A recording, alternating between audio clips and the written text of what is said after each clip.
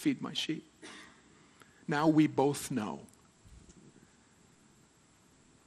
And I tell you, when you were young, you went where you wanted and you did what you wanted to do. You were your own guy. But when you're old, you're going to go. There are going to be men that take hold of you and lead you where you don't want to go and make you do something you don't want to do. And the text says that was Jesus was prophesying over him how he would glorify God by his death. And it sounds depressing. You know, Jesus prophesies Peter's martyrdom at the end of his restoration speech. That sounds like a downer, you know. But really, he's saying to Peter, at the end of the day, you are going to have what you wanted. You're going to have faithfulness that even unto death. And he did. And so Peter had to come to face the reality that it was Jesus' commitment that would strengthen him, not his own. Jesus will carry you. And his only caveat on that whole thing is stay in the place of prayer. Your spirit's willing, your flesh is weak. He knows that. That's why he could be the only hero. That's why he said to the disciples, you can't follow me where I have to go. I'm the only one that can do this thing. But now because I've defeated it, now I can empower you. And you'll be faithful at the end of the day. Can I ask the next obvious question? Please, come up here. So let's say someday I'm on the mission field, and they're like I'm being pressured. They're going to torture me, terrible things, lock me in a cell for 30 years and do terrible things to me unless I don't deny the name of Jesus. My worst fear is that on year 15, I'm going to lose hope and be like, I can't take it anymore. I deny Jesus. So I lose my salvation, right? Like, I think about this a lot. So I'm just like wondering, like, because I read that verse and it's like, oh my gosh, I really got to get strong. Like, yeah, no, you don't. I don't want to deny Jesus. Yeah, you won't. Because he says, Paul says it this way. He says, I know whom I've believed.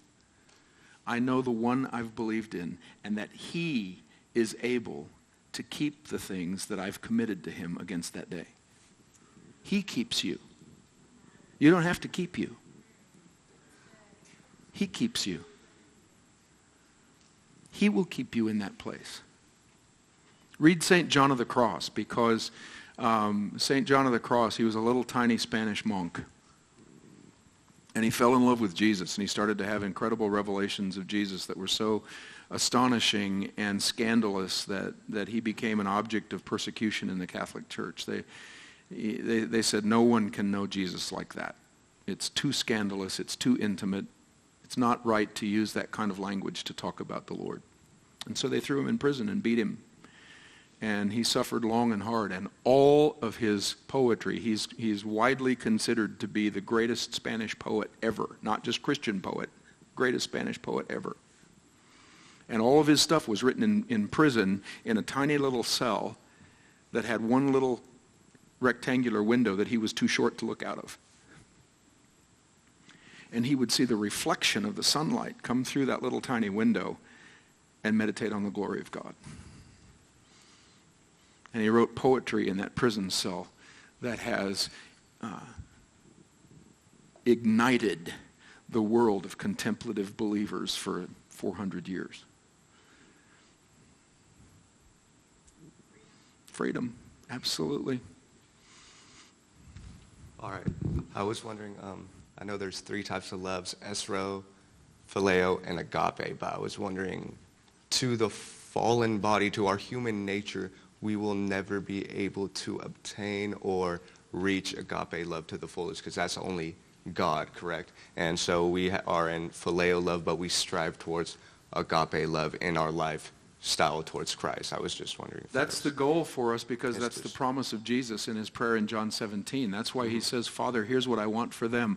I want the love that you have for me to be in them. And so his promise is, as we pursue him and continue on the journey, that he will actually infuse agape love into us. There will come a time, here, there, whenever. All right. There will come a time. And the testimony of some is that there are saints in the earth who pursued it to such a degree that under the most severe pressures, their first reaction was love.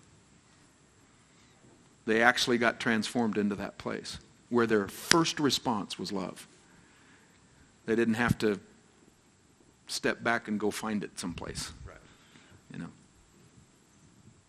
So we don't have to be satisfied with phileo love. We can't generate it alone, but it's his promise that as he indwells in us and infuses us with his presence, that will be our inheritance. So meditate on John 17. That'd be a good prayer to meditate on. Good. Anyone else? Thanks much. Bless you guys. See you this afternoon.